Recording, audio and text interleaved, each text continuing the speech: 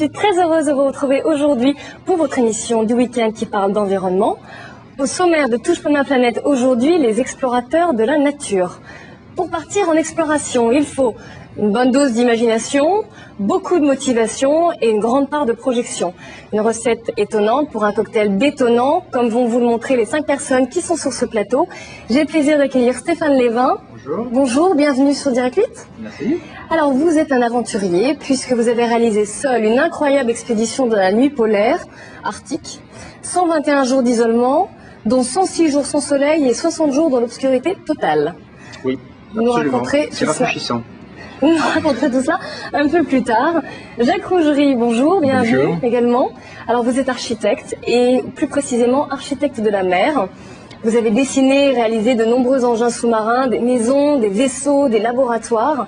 C'est le monde marin qui vous fascine et inspire vos créations.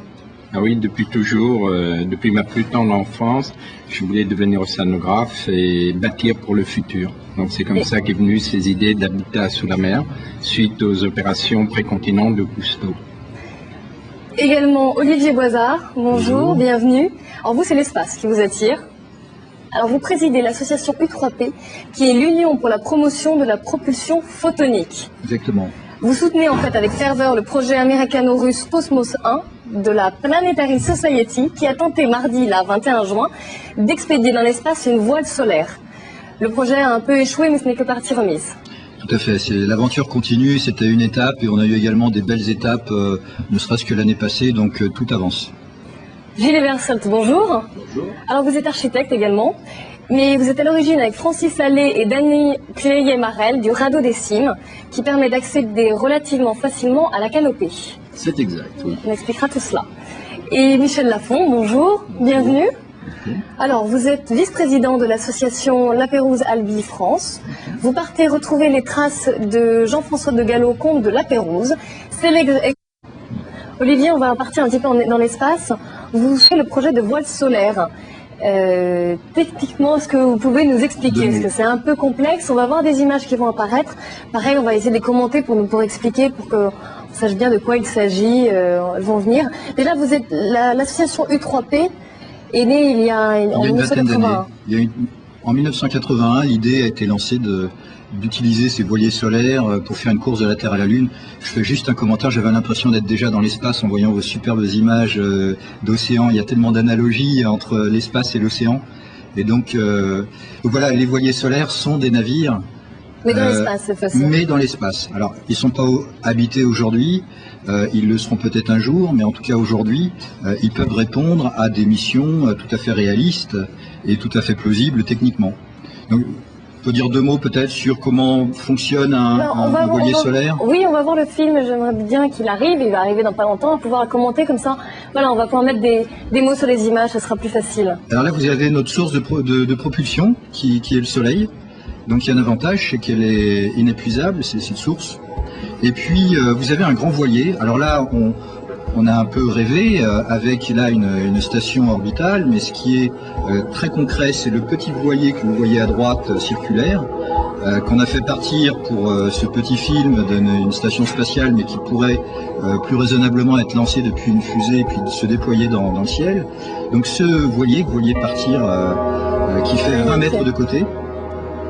20 mètres de côté, qui a une grande surface réfléchissante et qui va capturer la lumière solaire, donc les petits photons de la lumière. Et avancer de cette manière-là. Et avancer de cette manière-là parce que la lumière exerce une pression sur toute surface qu'elle rencontre.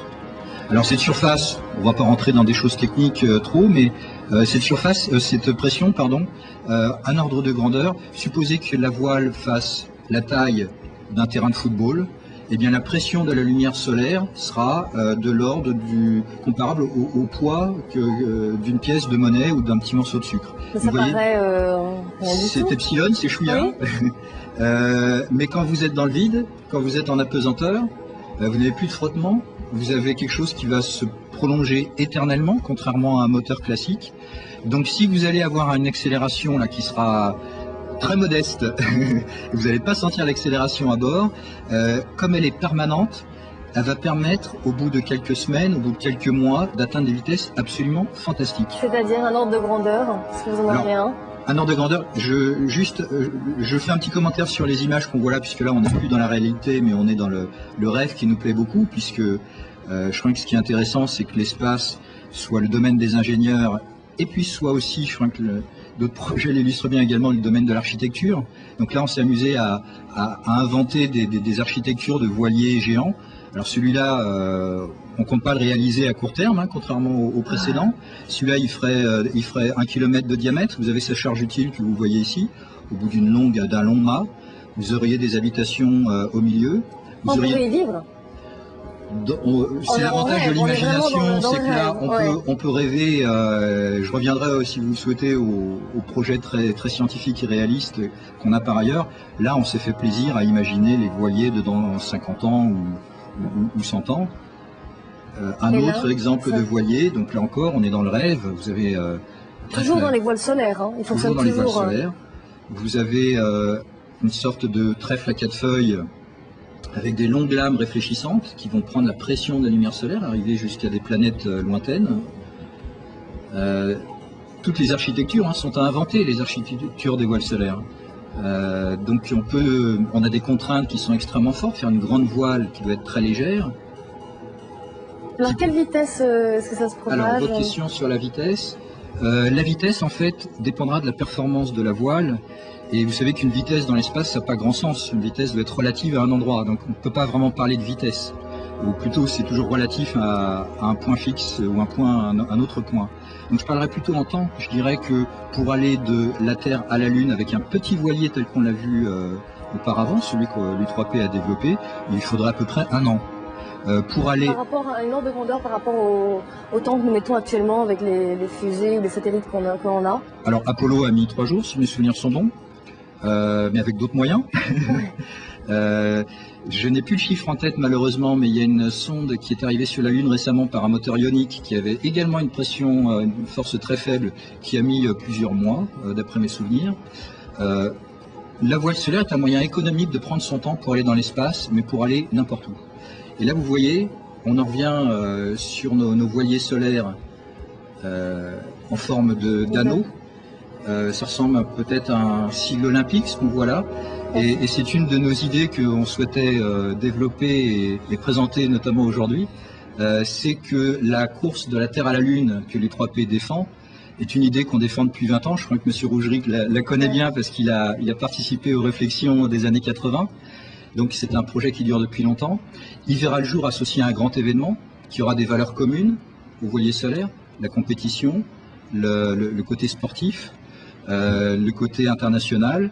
Pourquoi pas l'associer à un grand événement sportif qui pourra avoir lieu dans quelques années. Alors ça c'est les projets, mais qu'est-ce qui s'est passé mardi exactement? Est-ce que vous pouvez nous raconter? Parce que là on est en plein dans l'actualité, on est dans le concret, dans la réalité. Alors la voile solaire a été lancée, mais qu'est-ce qui s'est passé? Alors si j'ose dire, je veux dire revenons sur Terre. Là encore, quand je prends toujours beaucoup de précautions pour dire, je vous ai montré des images de rêve. À l'U3P, il y a beaucoup de gens qui rêvent comme moi, qui aiment rêver sur les voiles. Dieu sait qu'on peut rêver, mais il y a aussi beaucoup de scientifiques et beaucoup de gens du milieu de l'astronautique qui font des choses très scientifiques. Donc on fait la part entre les deux choses. Alors que s'est-il passé mardi? Il y a eu un très beau projet qui s'appelle Cosmos 1, conçu par des Américains et des Russes, qui a été lancé mardi soir. On attendait ça depuis très longtemps. Et puis aujourd'hui, on est un peu triste. La voile n'est absolument pas en cause. Cosmos non, c'est le lanceur, non, je crois qu'il y a eu un souci. Le lanceur a eu un petit souci, c'était un ancien missile qui devait être détruit suite aux accords de désarmement SAF des années 90. Un ancien missile nucléaire russe. Exactement. Préciser. Donc il était lancé depuis un sous-marin, depuis l'océan, depuis la mer de Barents, donc par des Américains et des Russes. Vous voyez, le symbole est très beau. Malheureusement, comme ça arrive parfois, les moteurs ne se sont pas mis en marche correctement. Donc la sonde est restée collée, selon les dernières informations dont on dispose, au dernier étage du lanceur. Et, alors pour vous dire l'état des informations aujourd'hui, parce qu'on est encore dans ce projet aujourd'hui, il y a 99 chances sur 100 que Cosmos soit hélas détruit. Mais il reste une petite chance, puisque si la sonde a été mise sur une orbite qu'on ne sait pas aujourd'hui, il y a un petit moteur, enfin il y a un petit programme à l'intérieur qui déploiera automatiquement la voile. Donc beaucoup d'Américains espèrent un peu, sans trop se faire d'illusions, mais peut-être que ce dimanche soir, on verra un point lumineux dans le ciel, Et la voile, oui, on peut voir la voile de la Terre, elle est visible à l'œil nu. on peut voir Quasiment. comme on voit aujourd'hui la station spatiale ou de nombreux... on en discutait, je crois même dans vos expéditions polaires, vous voyez des sondes passer au-dessus du ciel. Le ciel animé, oui. Le ciel est très animé et on peut voir une voile solaire sans problème. Même la Vanicoro. Partout. Ah, vous voyez aussi les... Les satellites mis en permanence. Oui. Sur la place des Beaubourg, par exemple, il y a quelques années, on avait les éphémérides et on regardait le moment de passage de la station spatiale ou de la station Mir à une autre époque. On peut voir, même de Paris, des engins dans le ciel. On croise les doigts pour ce soir, alors. On croise les doigts, on pense qu'il y a quand même peu de chance, donc on pense à l'avenir. Et puis on a eu également des expériences qui ont fort bien marché. Il y a un an, des Japonais ont lancé une voile qui s'est déployée dans l'espace. Donc l'aventure continue. On a des beaux projets pour la suite. Et à suivre. Historiquement, c'est pas un projet qui est nouveau, tout ça, les voiles solaires. Je crois qu'on a beaucoup... Ça On fait en voir. parle depuis Cyrano de Bergerac. Un peu d'histoire, hein, quand même. Picard aussi, peut-être, mais ça a été Picard, fatal pour lui. Oui, Hélas. on en parle depuis la science-fiction. Beaucoup d'auteurs ont fait des romans de science-fiction. Je pense à Pierre Boulle qui a fait La planète des singes. Relisez La planète des singes, hélas, ce n'est pas dans le film, vous avez une voile solaire au début. Des auteurs français comme Gérard Klein ont fait des romans dans les années 60 sur les voiles solaires. Vous avez évidemment l'incontournable Arthur C. Clarke, le scénariste de 2001, l'Odyssée de l'espace. Alors pour la petite histoire, lorsqu'en 81, avec quelques-uns, notamment Guy Pignolet, qui est le président d'honneur de l'U3P, l'U3P a été créé. L'idée donc de faire une course Terre-Lune, elle s'est trouvée dans une discussion à plusieurs. Et ce n'est qu'un an plus tard qu'on a découvert une nouvelle qui s'appelle The Wind from the Sun, écrite dans les années 60 par Arthur C. Clarke, qui décrivait quoi? Une course de la Terre à la Lune, de voiliers solaires. Jacques, sur ce projet, parce que je crois que vous le connaissez un peu quand même. Nous, on avait fait, parce qu'il y avait un projet pour la course de la Terre à la Lune qui devait être lancé pour le bicentenaire de la Révolution. 92, il y a eu... C'était en 89. Il y a eu 89 et il y a eu, Voilà, il y a eu plusieurs en 92. Oui. Et donc en 87, on avait fait le concours international qui avait été lancé sur les voiles solaires. On avait fait un projet qu'on trouvait très beau, évidemment. Alors, on va passer aux Mais moyens... très passionnant, c'est... On va passer un peu aux moyens techniques et financiers dont vous avez besoin pour réaliser toutes vos expéditions d'exploration. Stéphane, vous avez eu beaucoup de soutien, il me semble, de la part des médecins ou Alors oui, il y a comment ça deux s'est fait choses. Et pour les voiles solaires, est-ce que c'est pareil ou est-ce que c'est un petit peu différent? Parce que je crois que il y a la NASA quand même qui chapeaute beaucoup ce projet. Il y a deux solutions qui ont toutes les deux été réalisées pour des projets liés aux voiles solaires. Il y a les grandes agences, vous citiez la NASA, il y a par exemple JAXA, qui est l'équivalent de la NASA au Japon, qui a lancé le voilier japonais en vol test l'année passée. Donc ça, c'est des financements publics de grandes agences. Il y a également des fonds privés, puisque Cosmos, qu'on évoquait tout à l'heure, malgré ses déboires récents, a été entièrement financé par des fonds privés. Une fondation Cosmos, Studio Cosmos. Donc il y a les deux possibilités, un peu comme il y a eu le X-Prize récemment, le vol qui était entièrement financé par des fonds privés. Donc ça peut être soit par des agences, soit par des fonds privés. Alors Jacques, vous êtes très soutenu quand même, il y a une grande...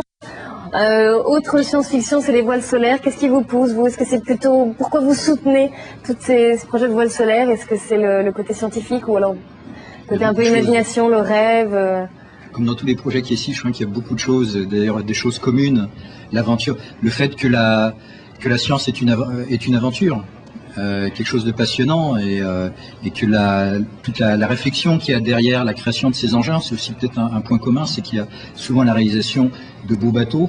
On a parlé de bateaux, donc il y a vraiment quelque chose qui rassemble tout ce qui est scientifique, l'aventure humaine, et je reprendrai tout à fait les termes qui étaient ceux des autres interventions sur ce point-là. Et quels sont vos autres projets alors? Est-ce que vous voyez dans les années à venir? J'imagine que vous voulez voir un jour une voile solaire se déployer. Alors on va tout faire pour. Alors on a différents types de projets. Projet que j'évoquais tout à l'heure, qui est d'organiser la course Terre-Lune associé à un grand événement. On a Sportif donc, sportif, comme vous le disiez. ou autre, mais sportif, ce serait tout à fait approprié. Ça rejoindrait toutes les valeurs de la voile solaire. Donc ça, moi, j'y crois vraiment. Ça dépend aussi de l'intérêt de chacun. Et je crois qu'il s'est confirmé dans les retours qu'on a eus avec le lancement de Cosmos cette semaine, qui déjà en soi est quelque chose de positif. Donc il y a ce type de projet, donc de mettre en œuvre tous les savoir-faire qui ont déjà été accumulés, scientifiques et autres, et qui permettraient rapidement de concevoir un nouveau voilier solaire. Il y a continuer à faire partager l'aventure. Et je crois que c'est pour nous aussi important. On travaille beaucoup à l'U3P avec des étudiants. On faisait une conférence, par exemple, avec d'autres associations au Salon du Bourget, en présence d'un spationaute, M. Clairvoy, dimanche dernier au Salon du Bourget, devant 100 enfants, avec l'Aéroclub de France, donc, et voir le regard des enfants quand un astronaute leur parle de la station, son passage sur la station Mir ou la navette, ou leur parler de planète Mars, ou leur parler de voile solaire, voir le regard des enfants, ça nous donne envie d'aller plus loin. Vous devez être émerveillé par tous ces C'est extraordinaire. engins. C'est extraordinaire. Alors, on communique beaucoup. On a un petit site internet www.u3p.net sur lequel on communique beaucoup. On met des films, on met de l'interaction avec tous les gens qui nous envoient des messages. Et on a un projet parallèlement à la course réelle qui serait de faire une course virtuelle. C'est un projet qui me tient à cœur. On a un petit simulateur de vol aujourd'hui sur notre site qui est scientifiquement très bien fait et qu'on voudrait améliorer pour le rendre un peu plus ludique. Et avec des étudiants, on travaille déjà beaucoup avec des étudiants qui font des travaux liés au voile solaire aujourd'hui. Eh bien, ce serait de développer un jeu en ligne qui simulerait la course Terre-Lune sur Internet, qui permettrait d'avoir des vraies stratégies de vol, de faire partager l'aventure à tout le monde, et qui serait un premier pas, qui sera un premier pas, mais sachant que notre objectif c'est la course réelle. Un peu plus tard.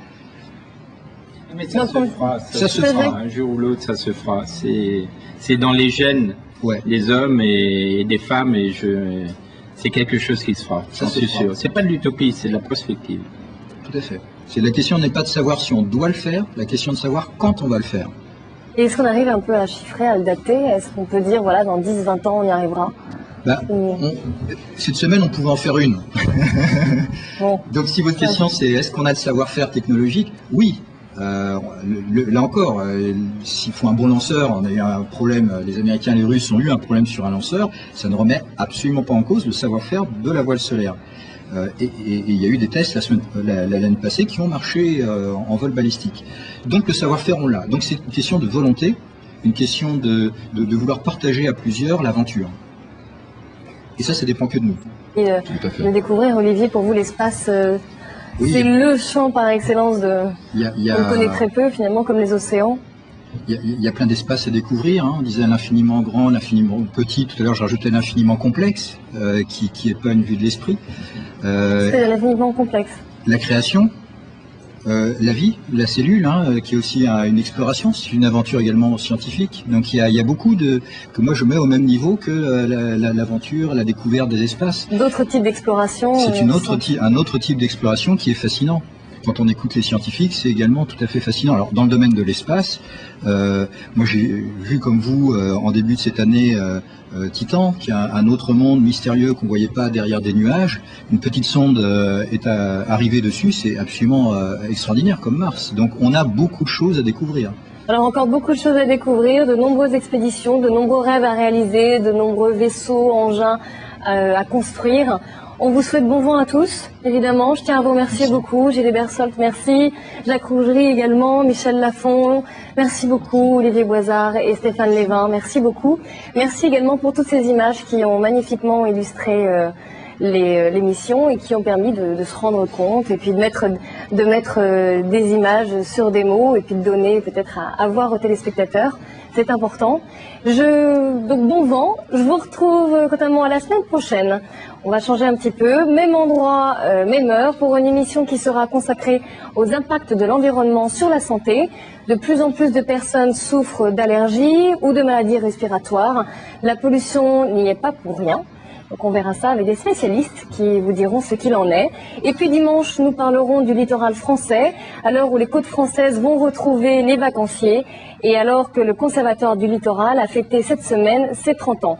Voilà, c'est le programme de la semaine prochaine. Je tiens à rappeler les 2 livres, donc Seul dans la nuit polaire de Stéphane Lévin aux éditions Artaud et puis Le radeau des cimes aux éditions Lattès, qui est pour l'instant un peu épuisé, mais on espère qu'il va être réédité prochainement.